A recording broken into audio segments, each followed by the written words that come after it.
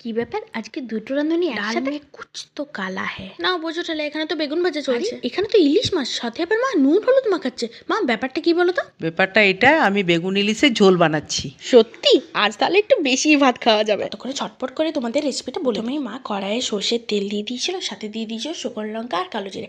তারপর বেগুনগুলোকে ভালো মতো ভেজে নিয়েছে। আগে কিন্তু সর্ষে বাটা রেডি করে রাখবেন 4-5টা কাঁচা লঙ্কার সাথে, সেটার মধ্যে আবার নুন হলুদও মিক্স করে রেখে দেবেন। বেগুনটা যখন ভালো মতো ভাজা হয়ে যাবে তার উপরে সর্ষের ওই মিশ্রণটা দিয়ে দিতে হবে। তারপর দিয়ে দিতে হবে একটুখানি জল, কারণ যখন মাছগুলো দেবো তখন যাতে মাছগুলো ডুবে থাকে ঝোলের মধ্যে। শুকনো লঙ্কা ওপর থেকে গুঁড়ো দিয়ে তারপর মাছগুলো একে একে বসিয়ে দিই। মাছটার গায়ে কিন্তু আগের থেকে নুন হলুদ মাখিয়ে রেখেছিলাম। তারপর এপিট ওপিট করে মাছটাকে 10 মিনিটের মতো ফুটিয়ে নিই। তারপর চাপা খুলে ওপর থেকে সর্ষের তেল ছড়িয়ে দিই। আর হ্যাঁ, আমি বলতে ভুলে গিয়েছিলাম, মা কিন্তু 4-5টা কাঁচা লঙ্কাও দিয়েছিল ওপর থেকে। এবার কি থালায় ভাত সাজিয়ে খেতে বসে যান। এর মধ্যে বেগুন মেখে একটুখানি লঙ্কাটা ডলে নিয়ে মাছের সাথে জাস্ট একবার খেয়ে দেখুন, স্বর্গ স্বর্গ। ভিডিওটা